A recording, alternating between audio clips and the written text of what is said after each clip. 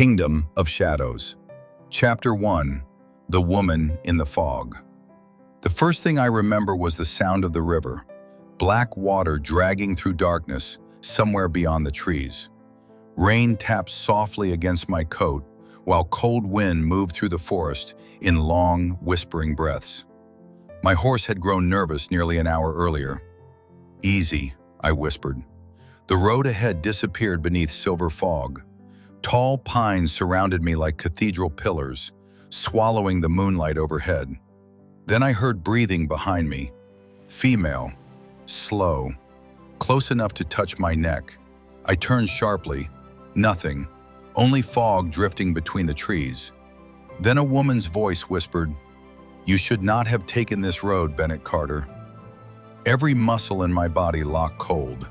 She stood several yards away between the trees.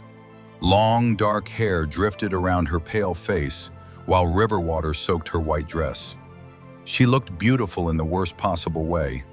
Lonely, dead, ancient. My horse screamed and reared backward violently, throwing me into the mud. By the time I looked up again, she was closer. Far too close. I could smell lilies drifting from her skin. "How do you know my name?" I whispered. There was sorrow inside her eyes, the kind that survives centuries. "You were never supposed to find this place." Then she touched my face, and the world vanished. I woke to bells, heavy iron bells echoing through fog-covered streets. An enormous city stretched before me.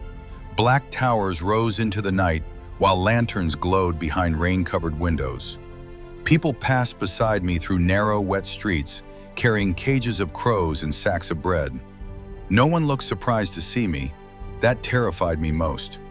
Above the city gates hung an iron crest, a crown pierced by 13 black thorns. Beneath it were carved the words, "The Kingdom of Shadows." A soldier grabbed my sleeve suddenly. "Move aside," he muttered. "Funeral procession." The street fell silent. Children carrying black candles emerged from the fog, followed by masked priests dragging an iron coffin through the rain by heavy chains. "Who died?" I asked quietly. The soldier removed his cap. "The king's youngest daughter." Cold spread through my spine. "What happened?" He hesitated. "They found her drowned beneath the palace." Thunder rolled above the city, and somewhere near my ear, the ghost woman whispered softly, "She was not the first." The bells continued ringing long after midnight. From the tavern windows, I watched soldiers flood the streets, carrying iron lanterns through the fog. Rainwater shimmered across black cobblestones, while distant screams echoed somewhere beyond the lower district. No one inside the Weeping Saint spoke above a whisper. The tavern keeper barred every window herself. "You should stay away from the river tonight," she muttered while tightening the wooden shutters. "That's where they appear first."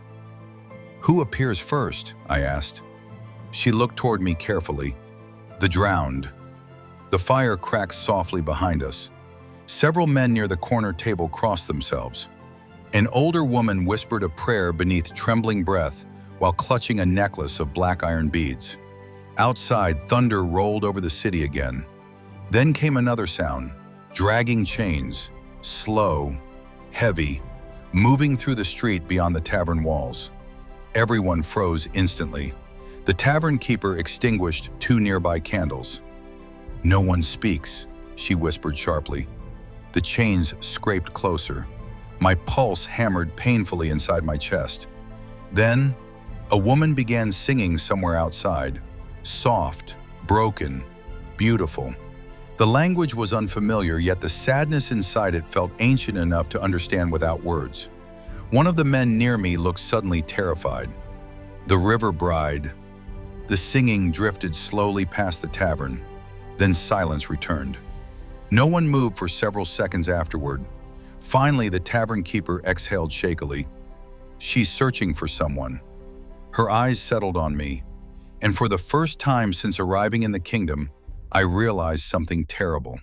She had brought me here for a reason. Near dawn, the rain finally weakened. Fog still smothered the city streets as the tavern keeper led me upstairs to a narrow room overlooking the river district. The floorboards creaked beneath every step. "You can stay until morning," she said quietly. "After that, you disappear." "Disappear where?" "Anywhere the palace cannot find you." I frowned. "Why would the palace care about me?" She hesitated near the doorway, then quietly, "Because everyone taken by the river bride eventually ends up beneath the palace." Cold settled into my stomach. "What's beneath it?" For a moment, she simply stared at me. Fear darkened her expression. Finally, she whispered, "Something the kingdom buried alive." Then she left. I barely slept. The city itself never truly became quiet. Bells echoed constantly through the fog, while distant horses moved across wet streets below. Somewhere nearby, a woman cried for nearly an hour before suddenly going silent. Near sunrise, I approached the small window overlooking the river. That was when I saw her again. The ghost woman stood motionless on the bridge below. Rain drifted through her pale figure.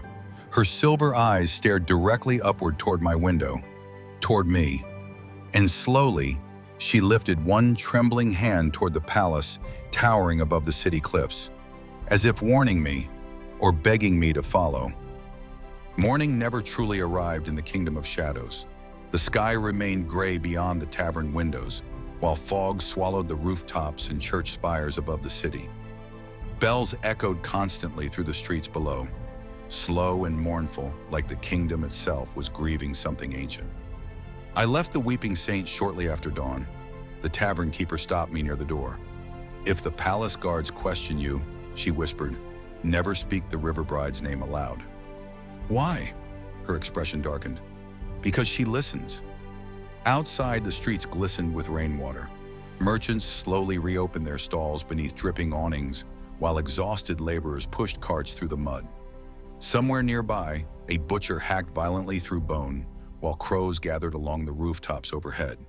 Yet beneath the ordinary life of the city, fear lingered everywhere. People whispered more softly. Doors closed faster. No one looked toward the river. I kept hearing the same rumor repeated through the streets. Another body had been found during the night, drowned, eyeless, hanging beneath the bridge. The palace rose high above the city cliffs, enormous black towers disappearing into fog. Soldiers guarded every entrance wearing dark iron armor, stitched with silver thorns across their cloaks.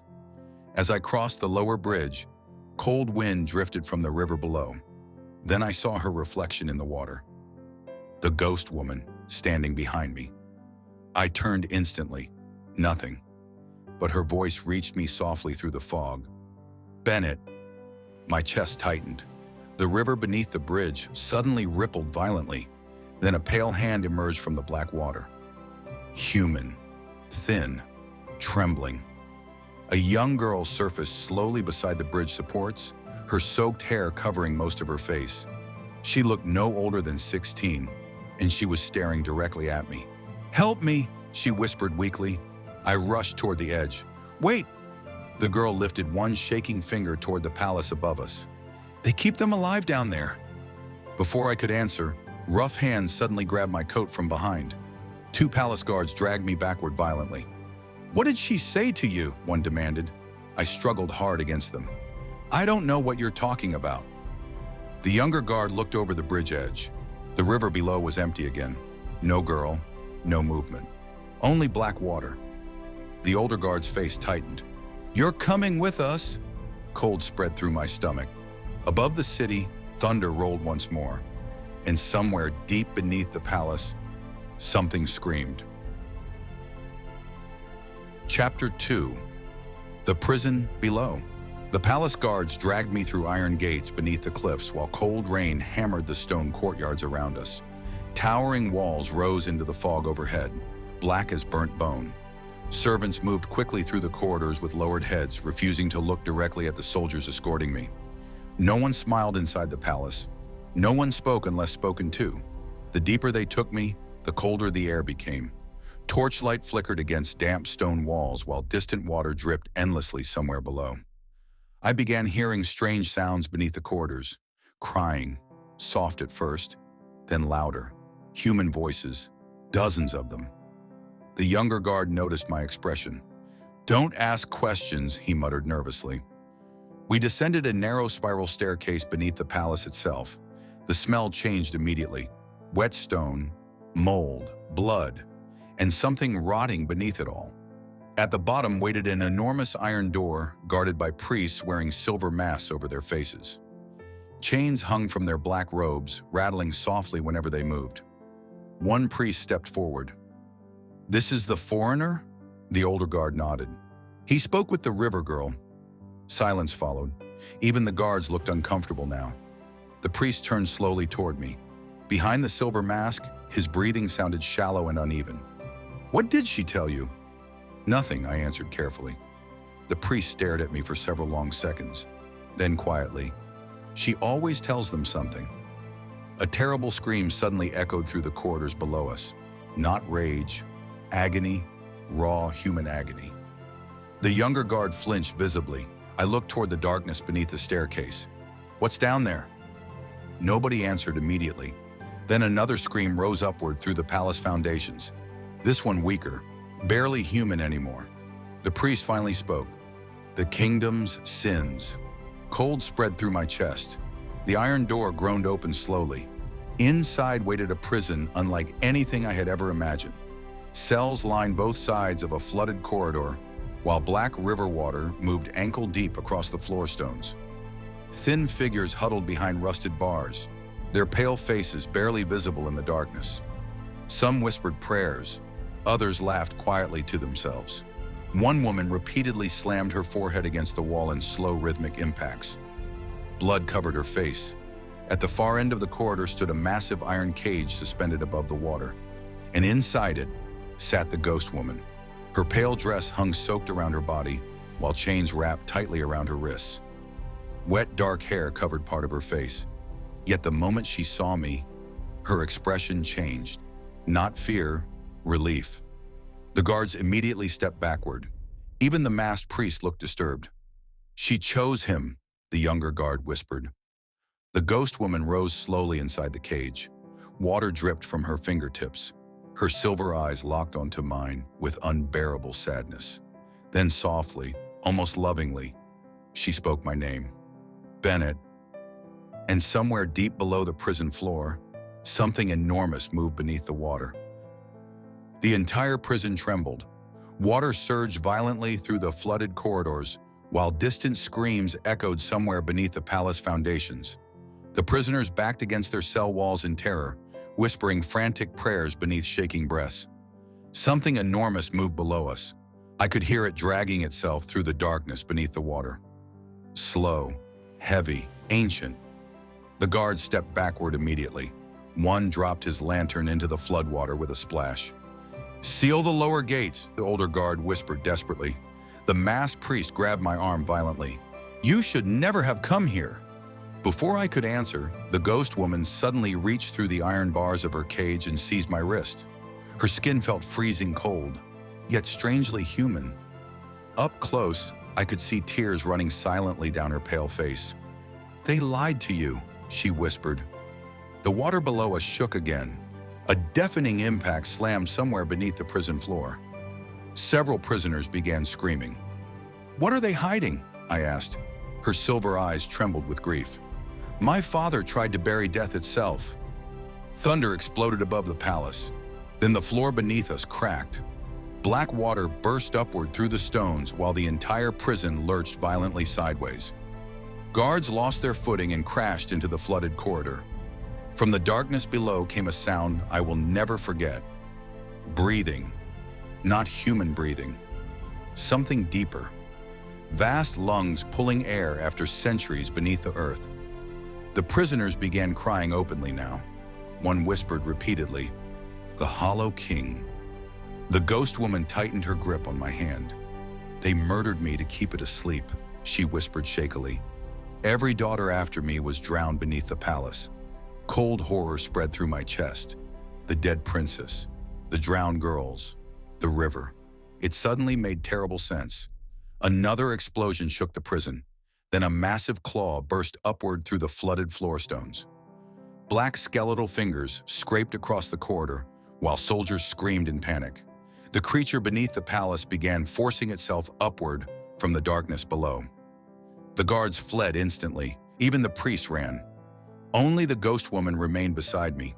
The cage chains rattled violently overhead. I stared at her. "Who are you?" For the first time since meeting her, warmth appeared inside her expression, a sad, broken warmth. My name was Evelyn. The prison ceiling cracked above us. Dust and rainwater poured downward, while the roar of the creature shook the kingdom itself. Evelyn touched my face gently. "I did not bring you here to destroy you, Bennett." Her voice trembled now. "I brought you here because you are the first person who ever looked at me like I was still alive." The words struck deeper than fear. For a moment, the chaos around us disappeared entirely. Only her silver eyes remained, lonely, ancient, human. Then the floor collapsed. Black water swallowed the corridor while screams echoed through the darkness. I grabbed Evelyn's hand as we plunged together into the depths beneath the kingdom of shadows. And somewhere below us, the Hollow King opened its eyes. The water swallowed us whole. Cold darkness closed over my body as I crashed beneath the ruined prison floor. My lungs burned instantly. Somewhere nearby, I heard stone collapsing into the flood while prisoners screamed above us. Then silence, only black water, and Evelyn's hand gripping mine beneath the depths. She pulled me downward through the darkness with impossible strength. Her pale hair drifted around her face like silver threads while faint blue light shimmered beneath her skin. I should have been terrified of her. Instead, I trusted her. That frightened me more. We surfaced inside an underground cavern far beneath the palace foundations. I gasped violently for air while freezing water dripped from my clothes onto black stone. The cavern stretched endlessly into darkness. Ancient pillars rose from the underground river, supporting the entire kingdom overhead. Chains thicker than ship masts hung from the ceiling, disappearing into the black water below. And everywhere, bones, thousands of them. Human skeletons chained along the cavern walls. Some still wore rusted crowns, others wore priest robes. Children's bones lay tangled beside them. My stomach twisted violently. "What is this place?" I whispered. Evelyn stood silently beside the water. Her pale dress clung to her body, while droplets rolled slowly down her skin. For the first time, she no longer looked like a ghost. She looked tired, terribly tired. "This," she said softly, "is where the kingdom feeds him." A deep sound echoed through the cavern. Breathing. The underground river trembled. Then two enormous pale eyes opened beneath the water. Far below us, watching, every muscle in my body locked cold. The Hollow King rose slowly from the depths. Its shape barely resembled anything human anymore. A massive skeletal figure, covered in black river mud and chains, emerged from the darkness beneath the cavern. Hollow ribs stretched open across its chest, while dozens of human arms appeared fused into its body like drowned corpses trapped inside flesh. And its face, God, its face wore a broken iron crown melted directly into bone. I stumbled backward in horror. The creature's breathing shook the cavern itself. "It was once a king," Evelyn whispered, "centuries ago." The Hollow King stared at me, not with rage, recognition. The chains around its body dragged slowly across the stone as it crawled closer through the underground river. "The royal bloodline made a bargain with him," Evelyn continued quietly. "Power in exchange for sacrifice." My chest tightened. "The daughters," she nodded once. "Every generation." Pain moved across her expression. "They drowned us beneath the palace to keep him sleeping." The creature stopped moving suddenly. Its enormous hollow eyes shifted toward Evelyn. Then, unbelievably, it bowed its head slightly, like a servant before a queen. I stared at her. "Who are you, really?" Silence filled the cavern. The underground river moved softly around our feet. Finally, Evelyn looked toward me with tears forming in her silver eyes. "I was the first daughter they gave to him." The words hit me harder than the cold. She stepped closer carefully. "I died here alone, Bennett." Her trembling fingers touched my face. "For centuries I remained alone. The Hollow King released a low, terrible sound behind her. Not anger, sorrow. And for the first time since entering the Kingdom of Shadows, I realized the kingdom itself was haunted not by evil alone, but by grief. Chapter 3, The Last Dawn. The cavern trembled around us. Water crashed violently against the ancient pillars while dust rained from the ceiling far above. Somewhere overhead, the Kingdom of Shadows was collapsing into panic. Bells screamed endlessly through the storm. But down there beneath the palace, only silence remained. The Hollow King stared at me with those enormous pale eyes while chains dragged slowly around its skeletal body. The underground river moved around its ribs like black blood. Evelyn stood beside me trembling, not from fear, from exhaustion, centuries of exhaustion. "I cannot hold him much longer," she whispered. The creature behind her released a low broken sound that echoed through the cavern like mourning. I looked at the thousands of bones chained along the walls. Children, queens, princesses, entire generations sacrificed to feed the kingdom's secret. Rage slowly replaced my fear. "They murdered you," I said quietly. Evelyn lowered her eyes. "They murdered all of us." Above us, another violent tremor shook the cavern. Stone cracked loudly somewhere deeper underground. The Hollow King began rising higher from the river. Its crown scraped against the cavern ceiling. Then suddenly, voices echoed through the darkness behind us. Soldiers, dozens of them. Lantern light flooded the cavern entrance as palace guards rushed down the stone stairways carrying rifles and iron spears. Priests in silver masks followed behind them, chanting prayers beneath trembling breath. At their center walked the king himself, old, thin, wrapped in black royal cloth. His tired eyes settled immediately on Evelyn. Pain crossed his face, not guilt, recognition. "My daughter," he whispered. Evelyn's expression hardened instantly. "You buried me alive." The king stopped several feet away from the river's edge. His hands trembled violently. "I did what was necessary." The Hollow King released a roar that shook the cavern walls. Several soldiers backed away in terror. The king pointed toward the creature desperately. "You know what happens if it reaches the surface." "You created this," Evelyn snapped. Tears streamed down her pale face now. "You fed innocent girls to that thing for centuries." The king's voice cracked. "To save the kingdom." "No," she whispered. "To save your throne." Silence swallowed the cavern. Even the soldiers lowered their eyes. Then the Hollow King moved. Its enormous claws slammed into the stone shore, while black water exploded outward across the cavern floor. Soldiers screamed as the creature dragged itself fully from the underground river. The chains around its body shattered. One priest dropped to his knees, sobbing prayers. Another ran immediately. Panic erupted. Gunfire thundered through the cavern. The bullets did nothing. The Hollow King swept one massive arm across the shore, sending guards crashing violently into the cavern walls. Blood splashed across the stone. The king stumbled backward in horror. And suddenly I understood. The creature was never imprisoned here. It was starving here. Evelyn grabbed my hand tightly. "Bennett!" Her voice trembled softly. "If he reaches the city, thousands will die." I looked at her. Cold wind moved through the cavern around us. And despite everything, despite the fear, the death, the madness, I realized I loved her. Not because she was beautiful, not because she saved me, because beneath all the darkness and grief, she remained human, lonely, broken, still capable of love after centuries of suffering.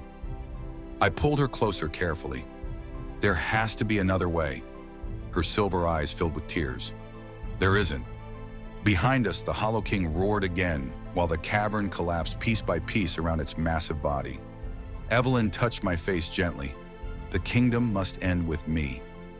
Before I could stop her, she stepped away toward the creature. The Hollow King immediately grew still, almost reverent. Evelyn looked back at me one final time and smiled sadly, the most human smile I had ever seen. Then she walked into the Black River. The Hollow King lowered itself before her like a kneeling god. Light suddenly began spreading beneath the water. Soft silver light. The entire cavern shook violently as cracks spread across the creature's body. The Hollow King released one final deafening scream, not of rage, but grief. Then everything exploded into light. I woke beside the river at dawn. Real dawn. For the first time since entering the kingdom, sunlight touched the sky. Warm, golden light spilled across ruined streets while smoke drifted upward from the distant palace cliffs. Bells no longer rang. The fog was gone. People slowly emerged from buildings across the city, staring upward in disbelief at the morning sun. Some cried openly. Others simply stood frozen in silence. The kingdom of shadows felt different now, lighter, as though something ancient had finally loosened its grip around the city's throat. I looked toward the river and saw lilies floating slowly across the water. White lilies, dozens of them. A soft breeze moved through the streets, carrying her familiar scent one final time. Then it faded. I never saw Evelyn again, but sometimes late at night, when rain falls softly against my windows and distant rivers move through darkness, I still hear her voice, not haunting me, not calling me back, simply reminding me that even inside the darkest kingdoms, love can survive death itself. The kingdom of shadows was built upon centuries of fear, sacrifice, and buried sins. Beneath its streets and palaces lived the horror the royal bloodline tried desperately to hide, a curse fed by innocent lives. Bennett Carter entered the kingdom as a lost traveler, but through Evelyn, the ghost known as the River Bride, he uncovered the truth behind the drowned princesses and the hollow king sleeping beneath the palace. In the end, Evelyn sacrificed herself to destroy the ancient curse and free the kingdom from generations of darkness. With her death, the fog lifted, the bells fell silent, and dawn finally returned to the land for the first time in centuries. Though the kingdom of shadows survived, it would forever remember the ghost girl who carried its sorrow alone beneath the river. And Bennett would forever remember the woman who taught him that even in death, love can still endure. Thank you for stepping into the world of Kingdom of Shadows. If you enjoyed this dark fantasy journey with Bennett and Evelyn, please consider subscribing and turning on the notification bell so you never miss the next story, chapter, or cinematic audiobook experience. Your support truly means more than you know. Every subscription, every comment, and every listen helps keep these stories alive and allows more worlds like this to be created. Until next time, stay close to the fire and beware the fog.